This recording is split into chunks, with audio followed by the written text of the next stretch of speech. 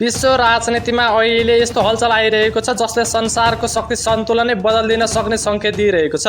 America र चीन बीचको सम्बन्ध चिसिँदै गएको बेला अचानक विश्वका सबैभन्दा शक्तिशाली नेताहरू, अरबपतिहरू र प्रविधि स्मार्टहरू चीनमा भेला भएपछि अहिले विश्वभर एउटा प्रकारको राजनीतिक भूकम्प आएको छ।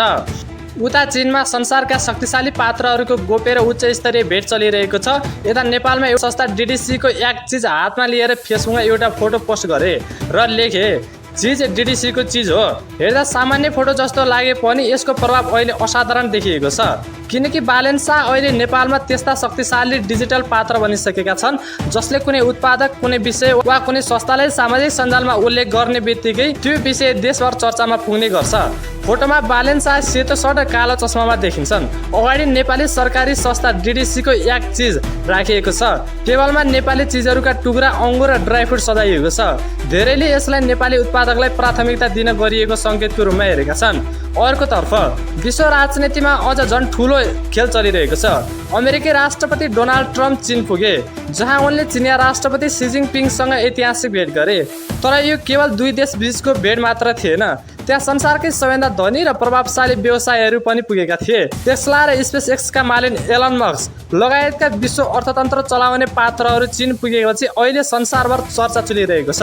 यी सबै किन चीन पुगे त? मुख्य कारण यस्तो थियो, अमेरिका र चीनबीच बिग्रदो व्यापार सम्बन्ध, कृत्रिम बुद्धिमत्ता अर्थात् एआई प्रविधिको नियन्त्रण, विद्युतको शक्ति सङ्घर्ष, विश्व अर्थतन्त्र, मध्यपूर्वको युद्ध र नयाँ आर्थिक सम्झौताको रणनीति। विशेष गरी अहिले संसारमा सबैभन्दा ठुलो युद्ध बन्दुकको होइन, प्रविधिको युद्ध हो। यसले एआईको नियन्त्रण गर्छ, कसले चिज उद्योग नियन्त्रण गर्छ, कसले विश्व बजार नियन्त्रण गर्छ।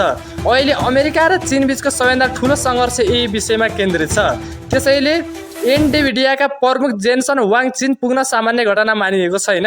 एलन मस्कको उपस्थितिलाई भविष्यको प्रविधि र रोबोटिक्ससँग जोडिएर हेरिएको छ। अन्तर्राष्ट्रिय मिडियाहरूले त यो भेटलाई नयाँ विश्व शक्ति समीकरण समेत भनेर व्याख्या गर्न थालेका छन्। अब यसको असर नेपालमा के पर्छ त?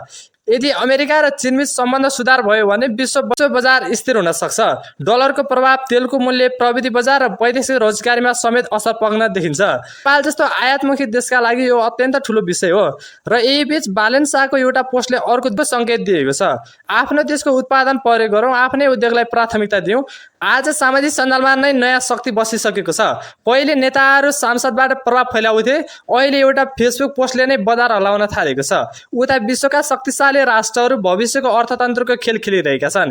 यता नेपालमा एउटा फोटोले आफ्नै उत्पादकलाई राष्ट्रिय बहस बनाइरहेको छ। एउटा भेटले विश्व राजनीति हल्लाइरहेको छ, अर्को पोस्टले नेपाली बजार तताइरहेको छ र अहिले संसारले हेर्दैछ अब शक्ति केवल हतियारमा होइन, डिजिटल प्रभाव, प्रविधि र जनविश्वासमा पनि बस्न थालेको छ। आजको मुख्य हेडलाइन यही थियो। यस्तै समाचारका लागि च्यानललाई सपोर्ट गर्दै गर्नुहोला। धन्यवाद। जय राष्ट्रवाद, जय नेपाल।